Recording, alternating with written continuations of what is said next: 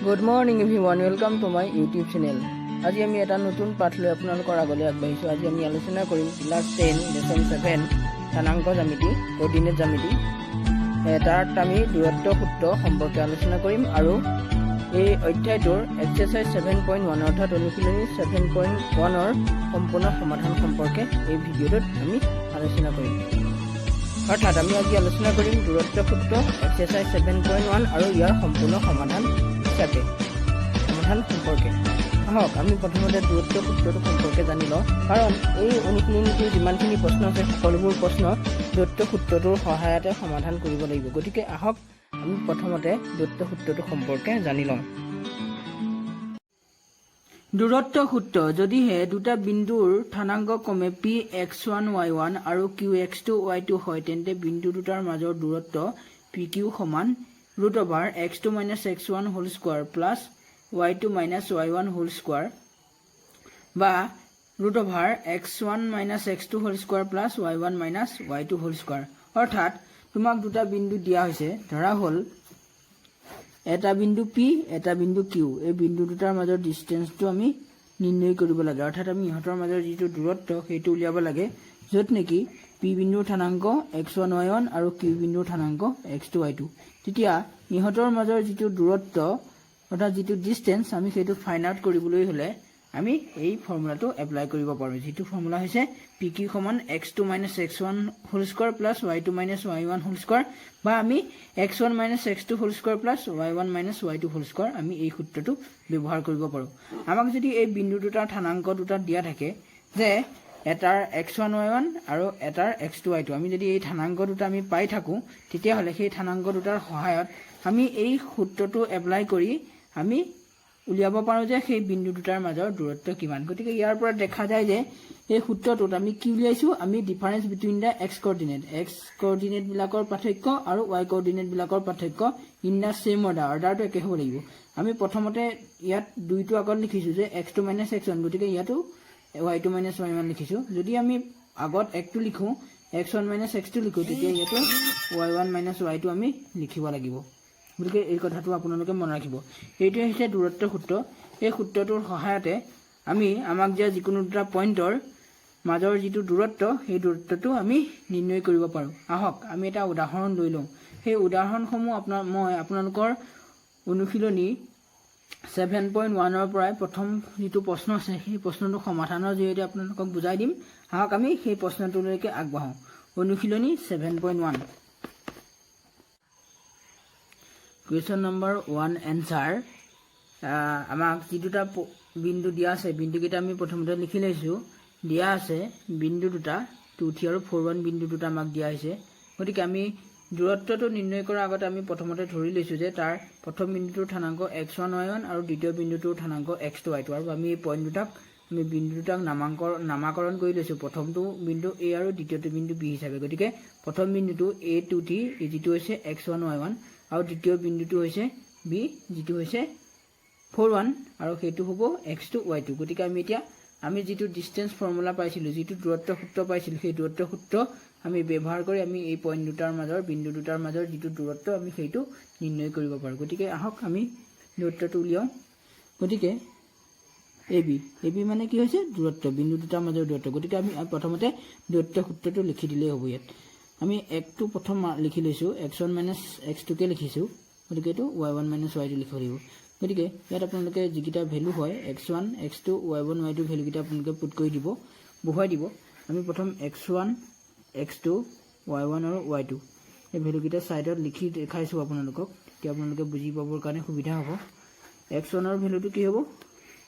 2, x2ৰ ভেলুটো 4,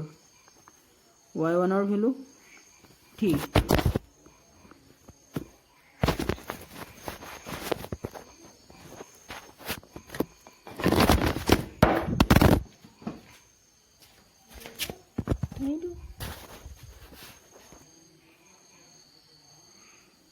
y1ৰ value 3 আৰু y2ৰ value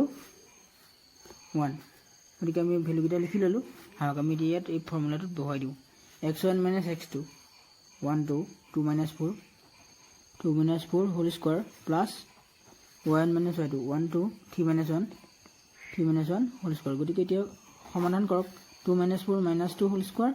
plus আছে ইয়াত আৰু 3 minus 1 2 square so minus 2 4 and 2 square is also 4 root over 8 so root over 8 গতিকে এটো আমি বৰ্গমূল নিৰ্ণয় কৰিব লাগিব 8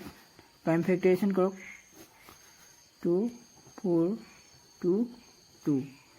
এই দুই এটা আহিব দুটাৰ পৰা আৰু এটা অকলে থকাটো ওপৰ ৰুট ওভাৰ বহি যাব 2 ৰুট 2 হ'ব গতিকে আমাৰ এনসাৰটো হ'ব 2 ৰুট 2 গতিকে এইটো হৈছে আমাৰ প্ৰথমটো প্ৰশ্নৰ সমাধান অৰ্থাৎ এ আৰু বি পইণ্ট দুটাৰ মাজৰ দূৰত্ব আহক আমি দ্বিতীয়টো কোৱেশ্যনৰ কাৰণে বিন্দু কেইটা আকৌ এবাৰ লক্ষ্য কৰি লওঁ Question nong 1 answer to আমি ইয়াত বিন্দু কেইটা আছিল -5 7 আৰু -1 ঠিক গতিকে আমি ধৰি ললো যে বিন্দু দুটা হৈছে a -5 7 যেটো আমি x1 y1 হিচাপে নামাকৰণ কৰিলো আৰু দ্বিতীয়টো হৈছে b -1 3 যেটো হৈছে x2 y2 হিচাপে নামাকৰণ কৰিলো গতিকে আমি ইহত দুটাৰ মাজৰ দূৰত্ব নিৰ্ণয় কৰিব লাগে গতিকে আমি ইয়াত দূৰত্ব সূত্ৰটো আমি ব্যৱহাৰ কৰিম গতিকে ইহতৰ মাজৰ দূৰত্বটোক আমি ab হিচাপে ধৰো গতিকে ab টো কি হ'ব আমি আগৰ প্ৰশ্নটোত 1 টো আগত লিখিছিলো এতিয়া ইয়াত 2 টো ব্যৱহাৰ কৰি আপোনালোকক কৰি দেখাইছো x2 - x1 ইয়াত এতিয়া 2 টো আগত লিখিছো ন গতিকে আমি y ঠাইটো 2 টো আগত লিখিম গতিকে এটো হল আমাৰ দূৰত্ব সূত্ৰ x2 - x1 whole square plus y2 - y1 whole square গতিকে ইয়াত আপোনালোকে সেই ভ্যালু কিটা আমি প্ৰথম লিখি লওঁ তাৰ পিছত আমি ইয়াত বহুৱাই দিলে আমি দূৰত্বটো পাই যাম গতিকে x1 x2 আৰু y1 আৰু y2 সেই ভ্যালু কিটা আমি সাইডত লিখি লৈছো আপোনালোকে এই ভ্যালু কিটা নিলিখিলেও হ'ব কিন্তু আপোনালোকে বুজি পাবৰ কাৰণে মই ইয়াত লিখি দেখাই দিছো প্ৰথম x1 - 5 x2 - 1 y1 7 আৰু y2 3 গতিকে আমি এই ভ্যালু কিটা পাই গলো গতিকে আমি এতিয়া এই ভ্যালু কিটা ইয়াত বহাই দিম গতিকে আমি বহাই দিও x2 - x1 2 - 1 -1 and minus is always come -5 গতিকে এটো হল আপোনাৰ x2 - x1 হোল স্কয়াৰ গতিকে y2 - y1 হোল স্কয়াৰ কি হ'ব 3 - 7 2 - 1 3 - 7 3 - 7 হোল স্কয়াৰ গতিকে এটো আপোনালোকে এতিয়া উলিয়াব পাৰিব আমি কি পালোগে -1 আছে ইয়াত মাইনাসে প্লাস আৰু 5 আছে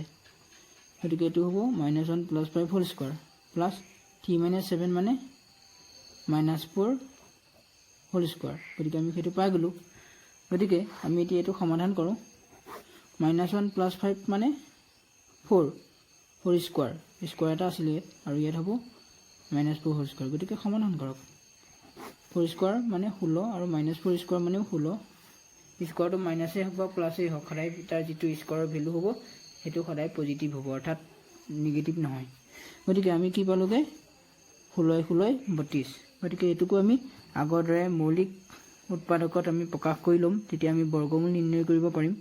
2 16 32 2 8 গুণ 16 2 4 গুণ 8 2 2 গুণ 4 গতিকে 2 দুটাৰ পৰা আমি এটা লম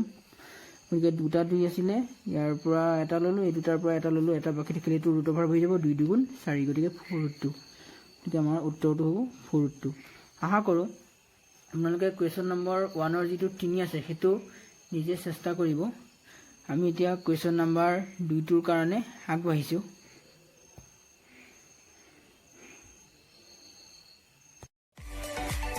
পৰৱৰ্তী প্ৰশ্নোত্তৰৰ বাবে পৰৱৰ্তী ভিডিও উপভোগ কৰক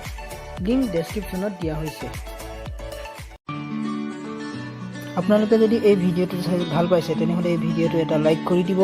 আমাৰ চেনেলটো সাবস্ক্ৰাইব কৰি দিব আৰু লগতে এই ভিডিওটো মৰমৰ দশম শ্ৰেণীৰ ছাত্ৰ-ছাত্ৰী সকললৈ শেয়াৰ কৰি দিব যিসকল ছাত্ৰ-ছাত্ৰী এই ভিডিওটো বৰ্তমান চাই আছে তেওঁলোকে তেওঁলোকৰ নিজৰ বন্ধু-বান্ধৱী সকলৰ লগত এই ভিডিওটো শেয়াৰ কৰি নিজৰ লগতে তেওঁলোকৰ বন্ধু-বান্ধৱীকো অলপ হলেও সহায় কৰিব বুলি আশা ৰাখিলো লগতে